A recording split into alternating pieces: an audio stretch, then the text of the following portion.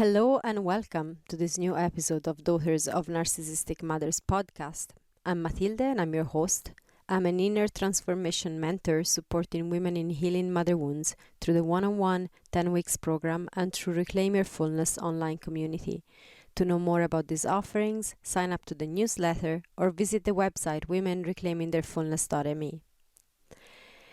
Today we're going to talk about Mother's Day with a narcissistic mother and how to stop the cycle of pain that gets triggered at this time. We've come full circle and we're closing in on Mother's Day again. I know that in some countries this has already happened by now, like here in Ireland, for example, but in most countries it's coming in less than a month. You may feel like you'll barely have the time to recover maybe from Easter holidays, and then the obligation of Mother's Day will hit you like a train. I do have another episode on this podcast on Mother's Day and 5 steps to deal with it, as well as a couple of episodes to deal with holidays, whether you're in contact or no contact. So I'm going to add the links to all those episodes in the description of this. So if after this you want to go listen to those as well, you're welcome to do that. By now I'm already getting questions like, how am I going to handle Mother's Day? What should I do? Should I visit her even if I'm low contact? How can I make sure she will behave better this time? How do I deal with the pressure inside of myself and the pressure that's coming from the outside too? Those are some of the questions that I get around this time of the year, and I so get it. Mother's Day can be truly intense to navigate, whether you're no contact and you feel a lot of emotions around this time, like maybe guilt for not celebrating your mother, or grief and sadness for the fact that you don't have a mother you can celebrate with. Or if you're in contact, the pressure of how to celebrate her, or will she appreciate it this time, your efforts or the gifts that you're getting her, or will she criticize you like she always does? Or will she dismiss your gift and complain about the restaurant perhaps, or compare you to what your siblings maybe have gotten her that was so much better, or maybe even daughters of other people, oh, my friend's daughter got her flowers that are better than yours, or all of that. And to add to it all, there's all the pressure coming from the outside world. Flying monkeys, if you are no contact, amping up their attempts at convincing you to get in contact with your mother, at least on this day. Would it kill you to send her a card? Are you that selfish that you only think about yourself? Or like in my family case, my family's favorite would be the most mature in the relationship and reach out, send her a message for Mother's Day. So I really get it if that's the kind of pressure that you are feeling and that it's coming to you from flying monkeys. And then there's all the pressure from marketing, social media, maybe people who have supposedly great relationships with their mothers and they're making plans. They might be planning a big holiday with their mother or getting flowers and gifts while you're struggling inside and can't fully speak about it because you don't feel like other people can understand you on this, or that maybe they'll judge you if you speak. So the one thing I want to say to you, no matter what the details of your situation around Mother's Day are, is that you're not alone in how you feel. Despite the picture of perfection the world is trying to paint at this time of the year around mother-daughter relationships, there are plenty of daughters of narcissistic mothers who feel like you, daughters of toxic mothers, daughters that have struggled their entire life to actually be loved and understood and seen by their mothers, just like you. Guilty, sad, anxious, stressed, frustrated, furious, wanted to scream but feeling like you can't, wanted to burn all the damn cards you see. Please don't do that, it's not helpful. Or even wishing this time she will appreciate you and your gift, trying your damn best to get her something she like, and even knowing she won't ever give you the appreciation you deserve, none of these feelings, so none of the different things, like from the part of the spectrum where you're frustrated, angry, sad, guilty, whatever, to the part of the spectrum where you're actually still trying to connect with your mother, still trying to gather gifts, still trying to see if she's going to behave better this year. None of these feelings make you broken, a bad daughter, or a silly person wishing for something that will never come from your mother. All of it makes you human. And that's really important. I want you to remember this as you're going through the different waves of emotions that may come up within you around this time of the year. Again, whether you're in contact or no contact, there can be triggers. So remember that whatever you're feeling and experiencing, first of all, you're not alone. And second, it makes you human. The most typical thing that we all risk doing at this time, whether in contact or not, is to torture ourselves with the word should. And that is the most unhelpful thing that we can do. What should I do?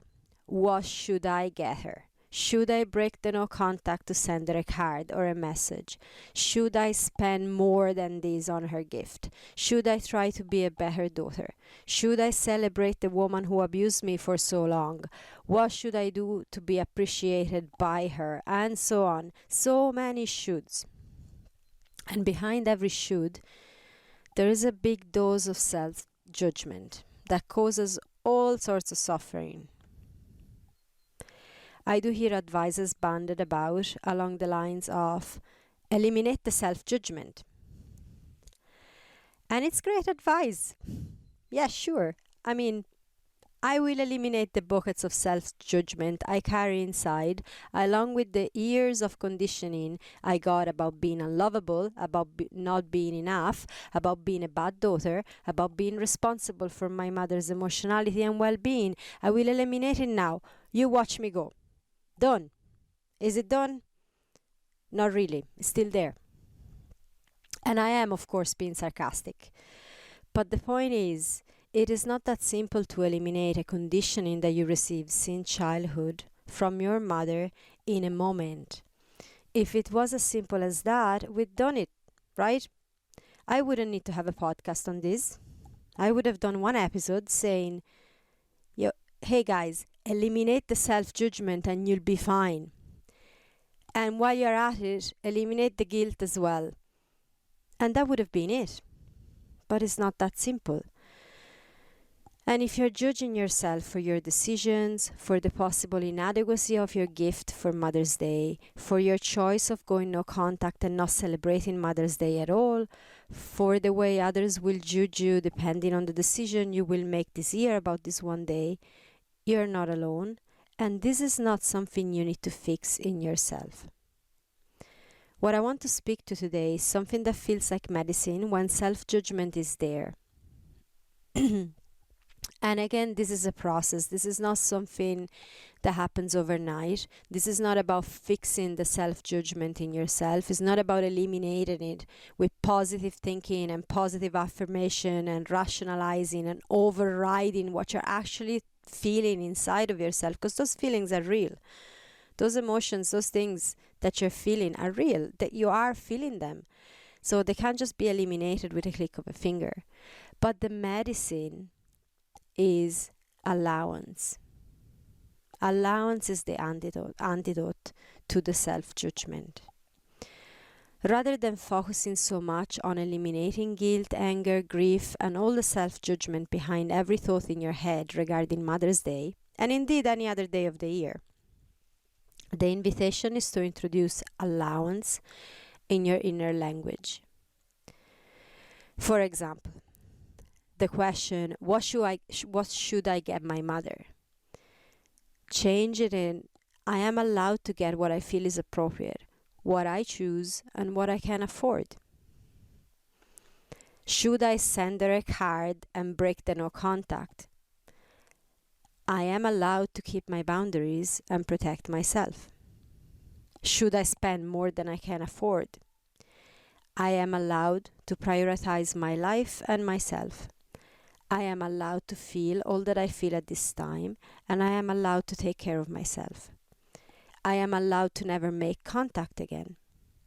I am allowed to feel like I wish things were different with my mother, and I'm also allowed to stand by the reality that they're not, and I need to keep myself safe, and I'm allowed to do that.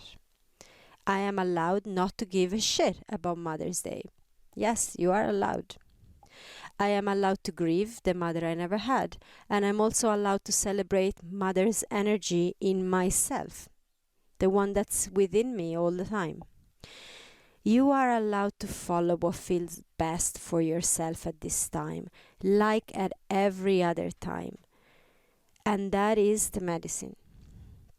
As I mentioned in previous episodes, you don't owe your mother anything. And I know that the answer that comes to that, when we say I don't owe my mother anything, the first thing that we hear back is, but she gave birth to you. And you know that there might be where her maternal instinct actually stopped. You know that. So you're allowed to be free from all the obligations anyone tried to put on you. I know definitely for my mother, her maternal instinct stopped after the day of my birth, or very soon after that. I don't owe my mother anything. You don't owe your mother anything. A mother doesn't own her children. They're not hers to do what she pleases or to use them as emotional crutches. You don't owe your mother anything. Everything she did in her life was her choice as an adult while you were a child. If she treated you in a way that brought you to go no contact, well, that was her choice. If she can't appreciate a gift without criticizing it, or criticizing you, or without victimism and other unpleasant and hurtful reactions, that is her choice. So you can make yours. Make your own choice. You are allowed to. This choice may be keeping the no contact and let Mother's Day pass doing something else entirely. This may be choosing to go to her because you are in regular contact, but maybe set boundaries for yourself, like how much time you will spend with her. Or your choice may be a message or a card because this is all you feel is available for you and you want to do that, and that's allowed too. There's no right choice by the ultimate truth, no matter what the world is telling you. So all these shoulds that we're being constantly told about, you should behave this way, you should be grateful, you should forgive, you should be angry, you should. Those are a lot of opinions, but there isn't an ultimate truth that fits all. So you are allowed to choose what works best for you and go with that. And you're also allowed to take care of yourself, as deep emotions may be triggered by whatever choice you make, and you deserve to make sure you're okay. That's really important. So reach out for support. Contact someone who gets what you're experiencing without trying to bypass or override feelings that may be there for you. Give yourself some nourishment, whatever that is for you. If it's the company of a good friend, or time with your own family, or time by yourself with a good book or a movie, or book that holiday, but book it for yourself and you go and enjoy it. Do something that nourishes you. In the previous episode about 5 steps to deal with Mother's Day, I do speak about working with this day of the year, actually celebrating that mother energy that is in you, because we have it inside. No matter what we've been through, that is actually there. We have, and we can, with practices and with consciously working with it, we can reconnect with that energy that is inside. And also there's mother energy around us. There are other ways mother energy comes to us. It can be in nature, like if you're sitting under a big tree, that's actually mother energy. If you're lying on soft grass in the sunshine, that's mother energy that nourishes you. If you're sitting by a river or by the ocean, that's mother energy. A kind person that maybe you don't even know, but that offers you a smile, that is nice to you in a moment where they're not obliged to do that, but they're doing it anyways. That's mother energy. So you can find mother energy all around you. It does take a conscious choice to notice and to connect with it, but it's there.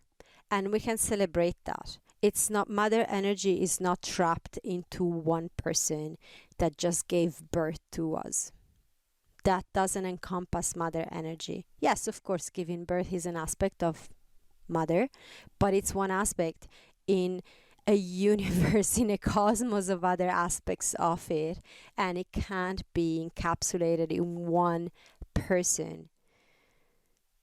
So that's one way that you can go about it that's different, and do something for yourself. Allow yourself to do something for yourself, and allow yourself the space to make your own choices, because you can. You are allowed to make your choices. So to recap this episode, shoulds are obligations that come from layers of self-judgment deep within you, that come from all the conditioning that you've received growing up, both from your mother and from all the other outer pressures of social culture, expectations, and all of that. In almost all cases, decisions born from the word should. So decisions born from obligations don't bring anything helpful for anyone.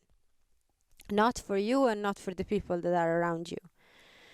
You are under no obligation to do anything for your mother on Mother's Day. You are under no obligation to feel in any particular way either. You're allowed to protect yourself and your heart. You're allowed to take care of yourself, and you're allowed to make the decisions that feel right by you and that are aligned with you. Call, not call, card, not card, visit, not visit. Give yourself time to feel into what is there. Give yourself permission to accept all of you, all parts feeling different things, and give yourself permission to decide what is best for you. Use the same process. Pause, feel, respond. That's why I actually decided to do this episode a little bit earlier on. There's still a couple of weeks to Mother's Day. It's the 11th of May, I believe. So there's like almost a month. So give yourself that time to pause, feel into yourself, feel in what comes up, the emotions that are there, get the information from within you, and then from there decide what is best for you, allowing yourself to do so, knowing that you are allowed to do so. You're allowed to make your own choices and decisions. You're so allowed to do that. And of course, boundaries are a big part of giving yourself permission. So allow yourself to set boundaries and to maintain them too. If you haven't yet, you can download the free boundary setting roadmap that is in the links in the description of this episode, and that's a tool for you to practice setting boundaries and go through the process not only of speaking your boundary and setting it, but how to maintain it successfully. So download that if you haven't yet. In general, I really want you to know that whatever you're going through around Mother's Day, you're not alone. Even though it seems like you're the only one with a bad relationship with your mother and the rest of the world has this dreamy, idealistic, amazing relationships with their mother, that is actually not very true. A lot of people, first of all, don't admit that they have difficult relationship with their mother, probably for the same reasons you struggled to say it in the first place. I mean, it's not that easy. There's a lot of taboos about talking about relationship with our mothers, a lot of judgment, a lot of stuff. And then there are also a lot of people that are not aware that their relationship is not healthy with their mothers, and they think that that's just how mothers are. And then there's some that actually have nice relationship, but this kind of reduces the number of those quite a bit. So remember that a lot of people have a public image and they want to make you think that everything in their home and behind closed doors is all roses in the garden, when it's not. So despite all of these advertisement of amazing relationships, there are actually a lot of people that at this time of the year struggle quite a bit. So you're not alone in this, and you are allowed to make your own decisions, to decide what feels best to you. You're allowed to protect yourself, protect your heart. You are allowed to feel into what's available for you to do this year and do that. And if that means have no contact, if that means let the day pass without even notice, if that means only send a message because that's all that it's available for you, if that means that you're available for a visit, that's your choice. And whatever your choice is, you are allowed to do that. And that's, I believe, it for today. If you have any questions or if you want to share your experience on this, you can, of course, email at mathilde@womenreclaimingyourfullness.me, or you also can leave a comment on whatever platform you're listening to this podcast, and share your experience. And yeah, with that, I'm going to wish you a wonderful week, send you lots of love. And I also want to remind you that the doors to the community, Reclaim Your Fullness community, are actually opening again at the beginning of May. So very soon. And if you're interested in joining the community, which is an amazing safe space with a lot of wonderful women that are on that same path that you are, or reclaiming their life and reclaiming themselves and healing their mother wounds, you can sign up to the waiting list. The link is in the description of this episode. Okay, with that said, bye for now.